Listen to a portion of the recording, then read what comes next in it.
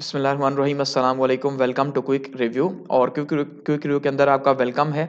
और world affairs का एक टॉपिक डिस्कस करते हैं जी, और वो क्या है, will the Houthis Red Sea attacks destabilise world trade. कि क्या ये जो होतियों के अटैक हो रहे हैं ये क्या वर्ल्ड ट्रेड को डीस्टेबलाइज कर चुके हैं या करने जा रहे हैं। ये बहुत इंपॉर्टेंट टॉपिक है, ठीक है। ये काफ़ी अहम है, और अहम क्यों है, क्योंकि देखिए इसके जो असरात हैं वो बहुत ज़्यादा दूर होने लगे हैं।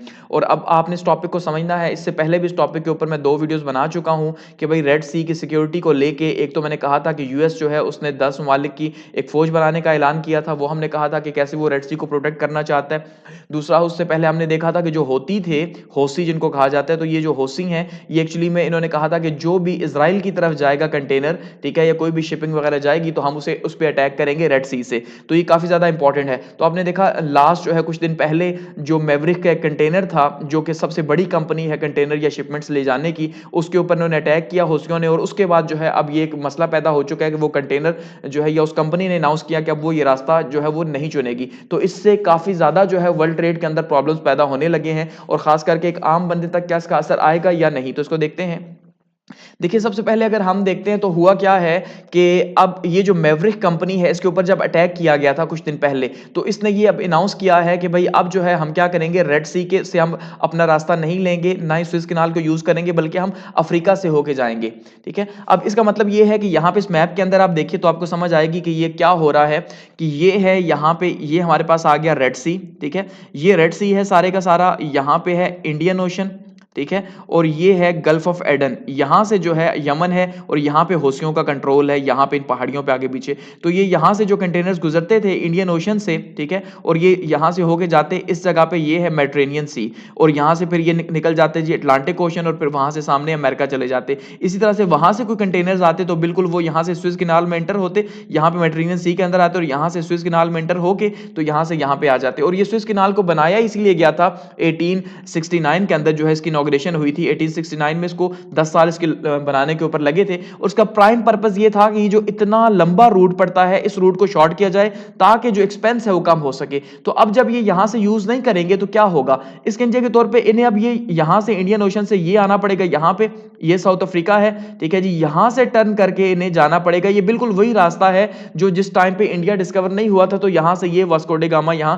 इंडिया आए थे और चाइना वगैरह के साथ ट्रेड हुआ करती। तो ये काफी लंबा जो है वो ट्रेड रूट है जो कॉस्ट को बहुत ज्यादा बढ़ा देगा यहां पे। इसी तरह से वहां से भी कोई शिप्स आएंगे तो वो भी बिल्कुल यहां से होके इस जगह से होके इस जगह पे जाएंगे और इंडियन ओशन पे आएंगे। अब ये जो रास्ता है जो बनाया गया था एक्चुअली में ट्रेड के पर्पस के लिए और दुनिया को फैसिलिटेट करने के लिए, ये हो चुका है बंद।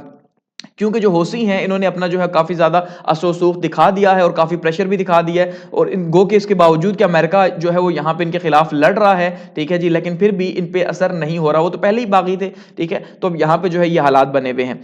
अब इसको जरा समझिएगा कि अब हो रहा क्या है, कि अब रीजन अगर डाइवर्जन का देखते हैं तो होती जो है वो उन्होंने अटैक स्टार्ट कर दिए थे, जिस वजह से जो है, और खास करके इनका जो मैवरिक था, मैवरिक जो एक शिप था जो लास्ट कुछ टाइम पहले जो है उन्होंने इस पर अटैक किया, तो उससे काफी ज्यादा लॉस हुआ इस कंपनी को, मैवरिक शिप कंपनी को, जो काफी बड़ी कंपनी है।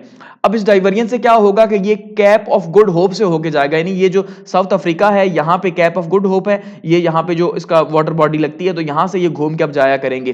तो इससे हो रहा क्या है कि फ्यूचर के ऊपर इसके बहुत ज्यादा जो है वो असरात मुरतब होने लगे हैं दुनिया के हर मुल्क के ऊपर तकरीबन। अब उससे होगा क्या कि 10 दिन जो है वो ऐड हो जाएंगे जर्नी के, ठीक है। इस डिवीजन से 10 दिन ऐड हो जाएंगे, जिससे ज्यादा फ्यूल लगेगा और ज्यादा क्रू टाइम भी बनेगा। अब आप इसको यूं समझिए कि लेट सपोज एक चीज है 10 रुपए की, ठीक है। अगर एक चीज 10 रुपए की है, कंटेनर के अंदर जो जा रही है, जो आम हम मुझे या आपको मिलती है, चाहे वो उस साइड से आ रही है या यहां से जाके वहां के यूजर्स को वो मिल रही है, कस्टमर्स वगैरह को, तो 10 रुपए की है। लेकिन अब जब 10 दिन ज्यादा लग जाएंगे तो इसका मतलब मल्टीप्लाई बाय आप 10 करें इसे, तो ये क्या हो जाएगा जी, ये 100 हो जाएगा।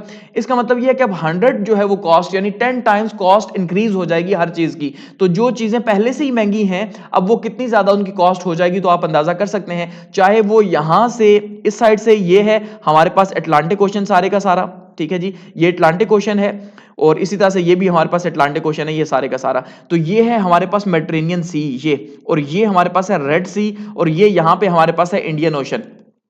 तो अब यहां से जो ट्रेड जाएगी वो यूं लंबा चक्कर लगा के जाएगी, तो वो जब यहां पहुंचेगी अमेरिका के अंदर या कनाडा के अंदर पहुंचेगी तो उसकी कॉस्ट कितनी हो जाएगी, और क्या वो कॉस्ट कस्टमर दे सकेंगे? इतनी ज्यादा अगर एकदम से कॉस्ट बढ़ जाती है तो कौन पे करेगा? कंपनीज जो है वो क्या करेंगी, वो अपनी प्रोडक्ट्स को महंगा कर देंगी, जिससे उनका जो रेवेन्यू है वो कम हो जाएगा, और ये बहुत बड़ा प्रेशर पड़ेगा। जबकि हम जानते हैं कि दुनिया को तो रन इसलिए किया जा रहा है, ग्लोबलाइज्ड वर्ल्ड है इसीलिए क्योंकि वहां पे कॉस्ट कम है और ये कंपटीशन है। इसी तरह से जब वहां से कोई चीज आएगी और वो भी इतना ही लंबा सफर काट के आएगी, तो पाकिस्तान, इंडिया तक या एशिया तक जो चीजें पहुंचेंगी वो भी डबल कॉस्टली हो जाएंगी। तो यहां पे तो पहले ही लोगों की कुव्वत खरीद नहीं है, तो क्या ये कॉस्ट बियर हो सकती है या नहीं हो सकती? अब क्वेश्चन ये है कि नहीं हो सकती। अब इस नहीं का क्या होगा, इसका हम आगे आंसर लेते हैं कि अगर नहीं हो सकती तो फिर क्या हो सकता है। तो ये समझ गए कि इतनी ज्यादा कॉस्ट यहां पे पड़ेगी। अब सिक्योरिटी कंसर्न्स जो है वो ज्यादा हैं, क्योंकि इंटेलिजेंस जो है वो बता रही है कि भाई यहां पे काफी ज्यादा सिक्योरिटी कंसर्न्स है, बावजूद इसके कि अमेरिका यहां पे सरतोड़ कोशिश कर रहा है कि सिक्योरिटी कंसर्न्स को रोका जाए और कंपनीज को कहा जाए कि आप जो है वो रीडायरेक्ट ना करें। लेकिन कंपनीज अपना नुकसान तो नहीं करवा सकती अमेरिका कहने पे, तो इसलिए अब हौसी जो है उन्होंने तो ये साफ कह दिया कि जो भी इजराइल की तरफ शिप जाएगा तो उसको फायदा देगा तो हम उसके ऊपर अटैक करेंगे। लेकिन अब इसकी वजह से ये कैसे श्योरिटी होगी कि ये इजराइल जा रहा है या ये मेडिटेरेनियन सी के अंदर आ रहा है? ये क्वेश्चन है ना। तो ऐसे में एक थ्रेट तो पैदा हो गया, और बिजनेस कम्युनिटी तो कभी भी थ्रेट नहीं लेती, तो वो कंटेनर शायद कहीं और जा रहा हो, मेडिटेरेनियन सी में आगे यूरोप जा रहा हो, वहां से आगे अमेरिका जा रहा हो, लेकिन अब ये थ्रेट है, इस वजह से जो है प्रॉब्लम है। गो कि अमेरिका की ट्रेड आपको पता है दूसरी साइड से भी होती है, जो पैसिफिक ओशन है वहां से भी, लेकिन अब यूरोप के ऊपर इसका काफी ज्यादा जो है वो असर आने लगा, और यहाँ पे कॉस्ट बहुत ज्यादा होने लगी है। कॉस्ट ऑफ लिविंग वगैरह भी आप यहाँ कह सकते हैं कि अब इंक्रीज होने लगी है। अब मैवरिक को इन्होंने काफी ज्यादा, अमेरिका ने कहा कि भाई हम आपको प्रोटेक्ट करेंगे, उन्होंने कहा भाई नहीं, हम जो है वो प्रोटेक्शन नहीं लेते। ठीक है जी, उन्होंने कहा नहीं, हमें कोई भी इस पर शक नहीं है कि यहाँ पे जो है प्रॉब्लम है, इसलिए हम इस रूट के थ्रू नहीं जाएंगे। अब अगर ग्लोबल डिसरप्शन की बात करते हैं तो ग्लोबली जो है अब इन्होंने, जो मैवरिक कंपनी है इसने वार्निंग दे दी है, और ये काफी ज्यादा खतरनाक है। इन्होंने कहा है कि आप इसके असरात के लिए तैयार हो जाएं, यानी अगर हम इतना लंबा जो है वो रूट लगा के आएंगे तो इसके जो असरात पैदा होंगे उसके लिए भी आप तैयार हो जाएं। ठीक है, और इंटरनेशनल रिस्पांस क्या है कि यूएस अब कोशिश कर रहा है, उसकी पहले से ही एक कुलियन बनी हुई, अब 12 कंट्रीज उसमें शामिल हैं जिनका मकसद है हौसियों को रोकना। ठीक है, और उनका ये है, इल्जाम है कि हौसियों को जो मदद कर रहा है वो ईरान कर रहा है। ठीक है, अब यहां पे अगर आप इस बात को समझें तो ये कहानी कहां जा रही है, क्योंकि ये मेडिटेरेनियन सी को इंडियन ओशन से मिला रही है, ये सारी की सारी ना, यहाँ पे मेडिटेरेनियन सी है और इस जगह पे इंडियन ओशन है, तो इसको ये रेड सी मिला रहा है, तो ये दुनिया की ट्रेड यहाँ पे हो चुकी है अब खराब। अब इससे होगा क्या कि जो कॉस्ट है वो बहुत ज्यादा बढ़ जाएगी, और ये कभी भी कंपनीज नहीं चाहेंगी कि उनकी कॉस्ट बढ़े, क्योंकि कंपनीज की कॉस्ट बढ़ेगी तो जाहिर बात है उनकी जो सेल है वो कम हो जाएगी। जब सेल कम हो जाएगी तो इसका मतलब उन्हें नुकसान होगा शदीद किस्म का। तो पीछे जो हुकूमतें हैं वो हुकूमतें तो चल ही पैसों के ऊपर रही हैं और जायनिस्ट चला रहे हैं सारे के सारे, हम ये मानते हैं।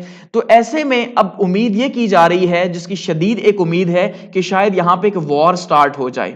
ठीक है, वॉर यमन के साथ यहां पे शायद स्टार्ट हो जाए, या यमन के हौसियों के खिलाफ जो है स्टार्ट हो जाए, और अमेरिका ऑलरेडी यहां पे वॉर स्टार्ट कर चुका है, उसने हौसियों के ऊपर अटैक भी किया और उनको काफी ज्यादा नुकसान भी पहुंचाया है। इसी वजह से अब यहां पे एक वॉर स्टार्ट है। इसका मतलब एक वॉर यहां पे स्टार्ट है, ठीक है, जो हो रही है हमास और पैलेस्टाइन की, इजराइल की, और दूसरी यहां पे जो है यूएस की लीड कुलियन जो है वो यहां पे अब वॉर स्टार्ट करने लगी है। तो गो कि अगर वॉर भी होगी तो तब भी यहां से, जब तक वॉर खत्म नहीं होगी तब भी हालात ऐसे नहीं हो सकते। तो अब यहां पे या तो एक ये हो सकता है कि हौसियों ने कहा कि आप सीज फायर करें, अब इसका मतलब इसका प्रेशर आएगा अमेरिका के ऊपर, और अमेरिका पहले ही जो है यहां पे काफी ज्यादा प्रेशराइज कर रहा है इसराइल को कि आप अपनी फौजें निकालो, और इसराइल ने अपनी कुछ फौजें निकाल भी ली हैं यहां से अमेरिका के प्रेशर के ऊपर, क्योंकि अमेरिका में अब इलेक्शन का ईयर आपको पता है। ठीक है, तो ऐसे में अब ये हो सकता है कि अमेरिका अगर अकलमंदी से ये सोचे तो मैं भी यहां पे सीज फायर होने जा रहा है और शायद ये वॉर रुक जाए। तो वो लोग ये कहते थे कि भाई इस यमन के जो हौसी हैं इससे क्या फर्क पड़ेगा, जाहिर बात है यहां पे फर्क पड़ा है और काफी ज्यादा फर्क पड़ा है। तो मैं भी, अगर ये यहां सीज फायर होता है तो उसमें बहुत बड़ा रोल